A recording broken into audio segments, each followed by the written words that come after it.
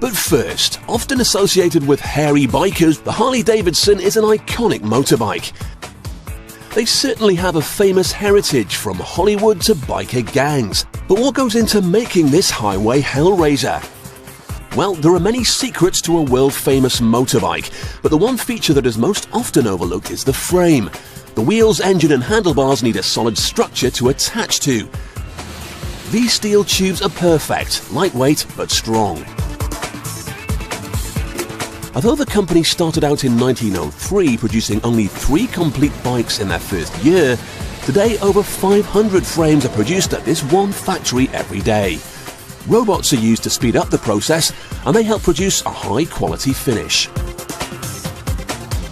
In addition to the use of robots, some of the welding is done by hand, as the machines can't reach some awkward spots.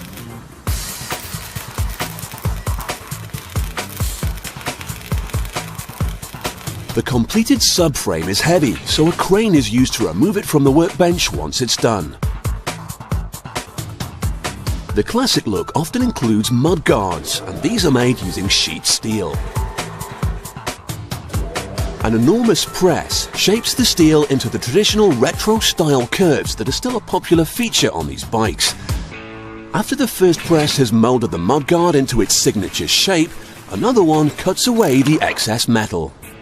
The grinder removes the rough edges, and it's ready to go. Another part of the bike pressed from sheet steel is the petrol tank. The tank is made of 3 different parts. 2 halves separated with a middle block so that it can sit over the subframe that has just been built. A laser cutter slices the tank shape in half. This gives it a perfect edge for when it gets re-welded later. Because they'll be filled with petrol, the tanks must be built carefully. Some bike manufacturers hire other companies to do it for them, but at Harley Davidson, they produce their tanks themselves. Taking great care with his hands, the worker operates the roller welder which joins the sides back to back. They now have a space in the middle to take the third part which fits neatly between the 2 halves.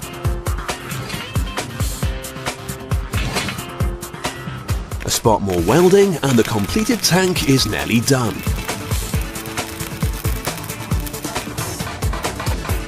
However, it's not just the build quality that's important.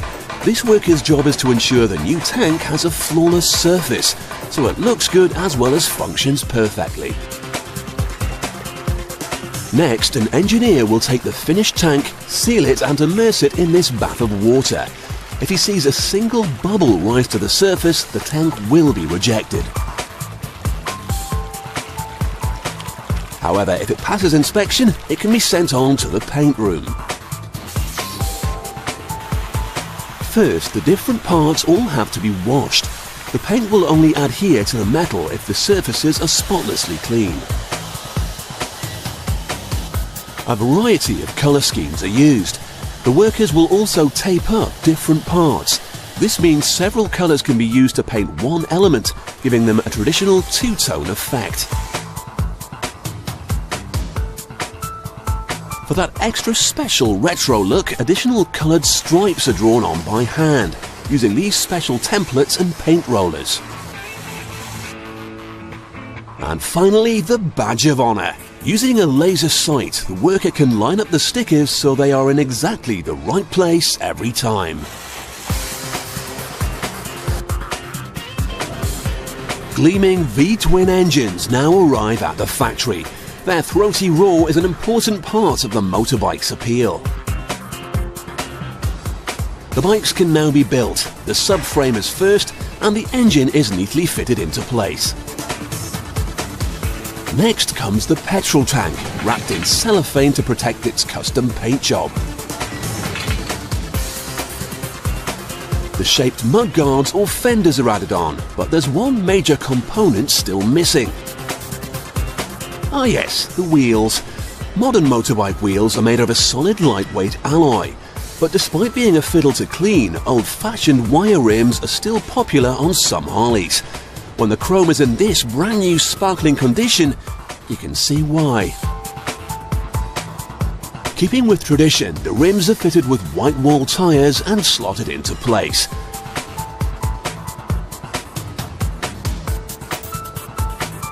Engineers need to test the finished products, but they don't venture out onto the open road.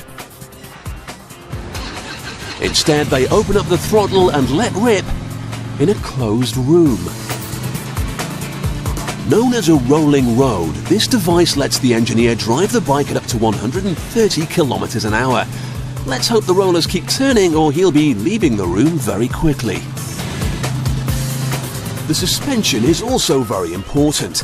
It's so tough that during World War II, these bikes were used as off-road vehicles.